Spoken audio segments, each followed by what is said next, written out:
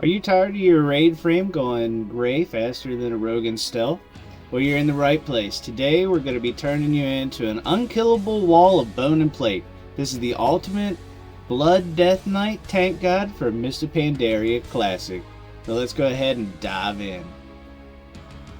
So the first things up, stats. If your stats are wrong, you might as well be tanking in greens from Westfall. Don't do that. Here's what you actually want to do.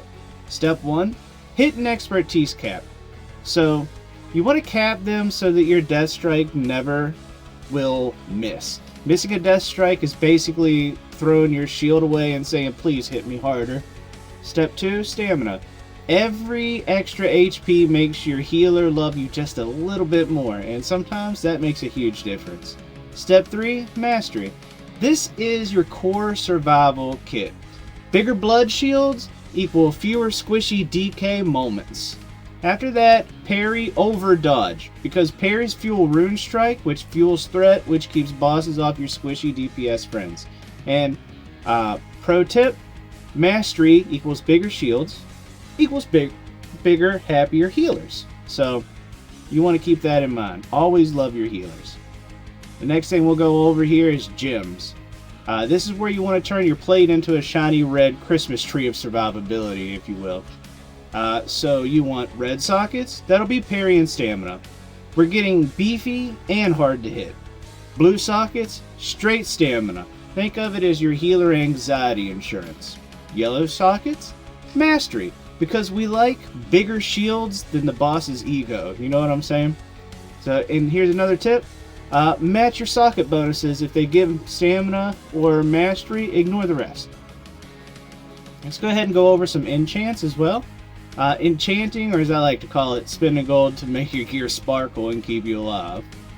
So your weapon enchant as a DK, I mean, you really hit the bonus here.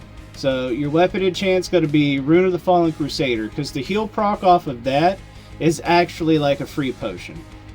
So for your gloves, your chest, your boots, go stamina or dodge.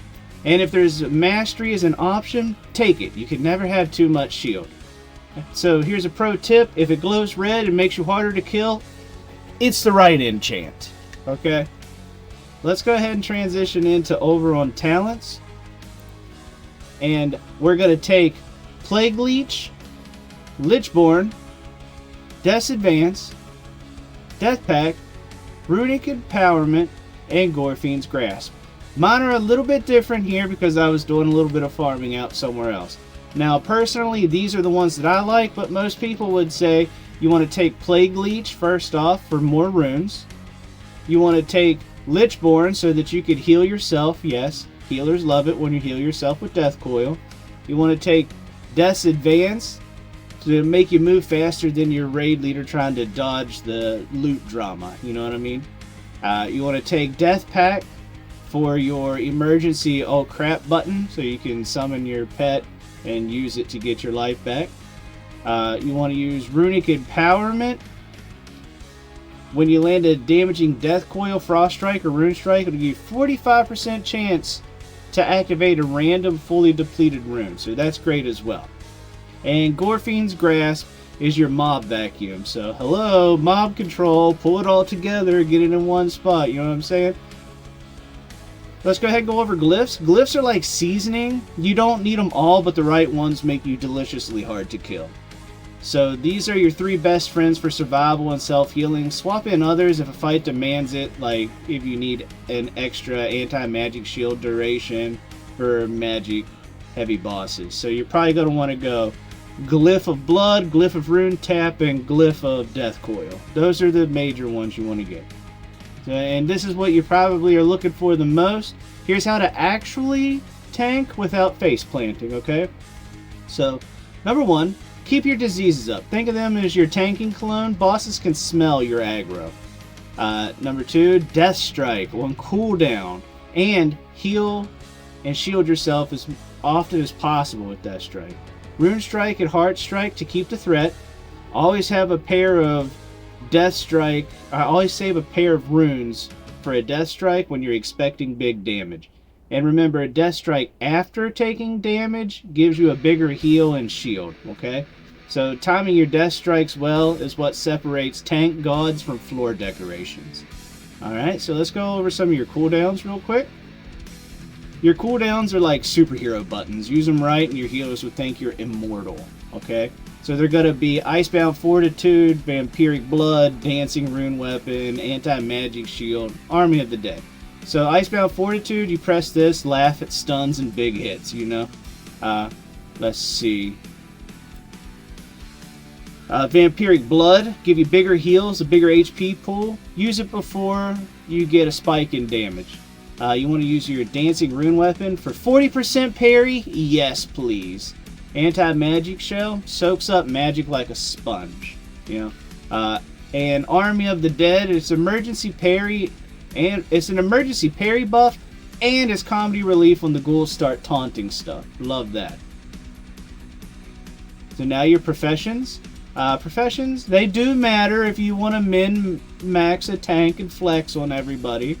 So, the best ones for a DK tank would be blacksmithing and jewel crafting. It'll give you extra stamina, okay? Blacksmithing and jewel crafting give you the juicy bonus sockets and stronger gems. More stamina equals more time alive equals less time yelling in Discord. So we're going to go over the best races as well.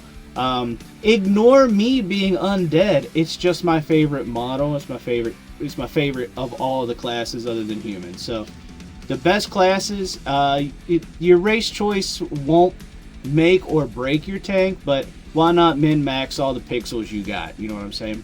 So Orc will be number 1 for the free attack power and stun resist, because they're just crazy green gods. Tauren for extra health and a stomp, yes. A free AoE stun. Human for expertise with swords and maces and every man for himself. Dwarf for stone form because turning into a rock is basically saying nope to damage. So that's going to be about it for my video here. This is going to be it for my guide. You're ready to waddle into the raids as a blood DK and survive the hits that would delete other tanks. If you found this guide helpful, hit the like button and subscribe for more of my WoW Classic content. Leave a comment and tell me your favorite whoopsie I pulled the boss moment. We've all had those moments.